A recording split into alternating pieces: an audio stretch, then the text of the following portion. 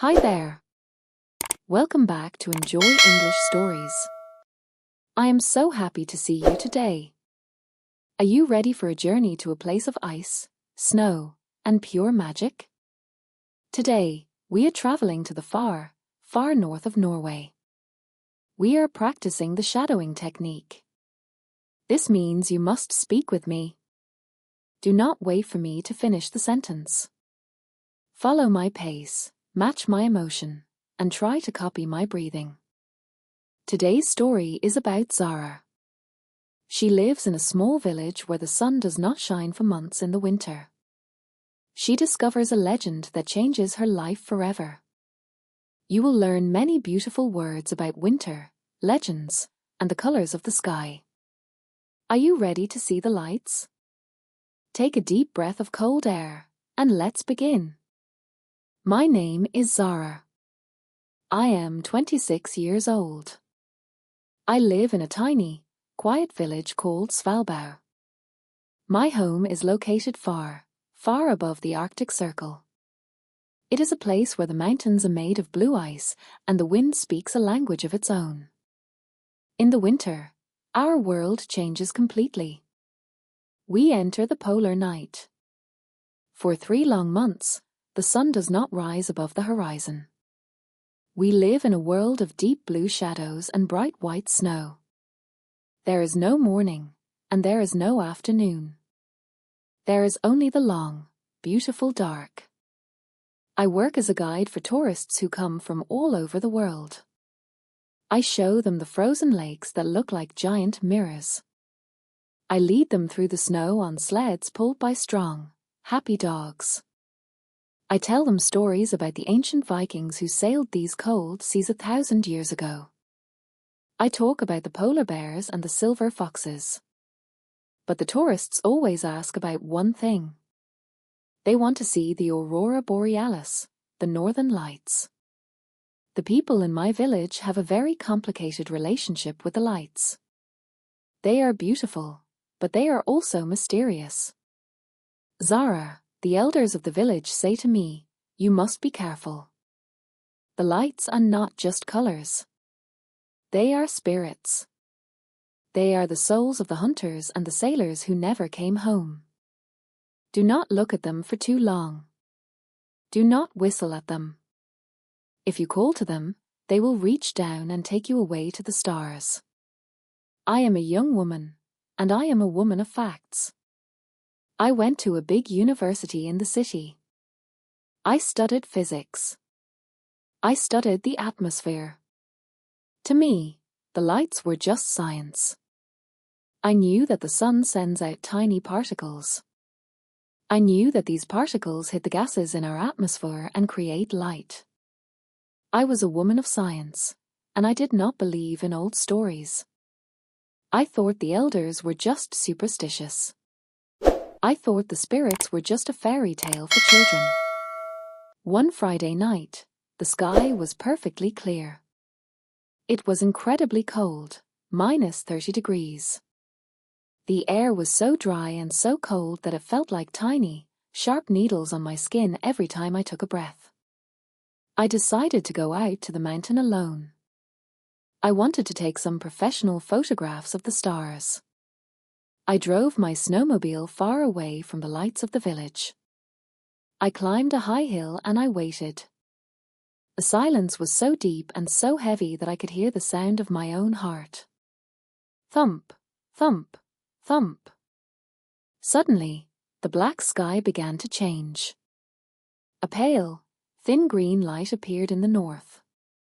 It looked like a ghost of a cloud. But then, it started to grow. It started to stretch across the sky. It began to dance. It moved like a giant ribbon of silk waving in a cosmic wind. The green became brighter, and then the colors transformed. I saw flashes of neon pink. I saw waves of deep purple. I saw a royal, electric blue that I had never seen in nature before. It was the most magnificent aurora I had ever witnessed in my entire life. And then, the science in my mind stopped. I heard it. A sound. It was not the wind moving through the frozen trees. It was not the sound of the ice cracking on the lake. It was a song. It sounded like 1,000 silver violins playing the same beautiful melody. It was a high, vibrating resonance that moved through my very bones. It was the song of the Aurora. My heart stopped. My breath caught in my throat. I realized in that moment that the elders were right. The lights were not just particles. The lights were alive. The Aurora began to move lower. It felt like it was coming down from the stars to touch the mountain. The air around me began to hum. I felt a strange, electric energy. The hair on my arms was standing up. I felt light, as if gravity had disappeared. I felt like I was floating above the white snow. Suddenly, a voice spoke.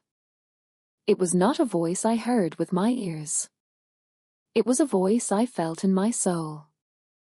It was a woman's voice, clear, powerful, and as cold as the oldest ice in the world. Zara, the voice said. The world is becoming too loud. People are forgetting the magic of the north. They look at the ice and they only see a place that is cold. They do not see the spirit. They do not see the heartbeat of the earth. You must tell them, Zara. You must show them that the earth is not a machine. The earth is a living, breathing being. The green light reached down and touched my hands. I expected it to be freezing, but it was not. I felt a sudden, incredible warmth spread through my body. It felt like drinking a cup of hot chocolate on the coldest day of the year. In that moment, my mind opened. I saw visions of the history of our planet. I saw the first humans walking across the ice. I saw the giant whales singing in the deep, dark oceans. I saw the ancient forests that lived millions of years ago. I saw that everything is connected. The stars in the sky are connected to the ice on the ground.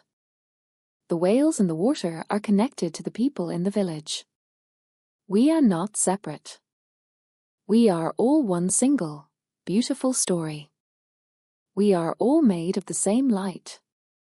The song began to fade. The colors became soft and pale. The sky returned to its deep, silent black. I was standing alone on the mountain, surrounded by the shadows of the ice. I was crying. The tears were freezing on my cheeks, but they were not tears of sadness or fear. They were tears of pure wonder. My world of facts had changed into a world of meaning. I went back to the village that night.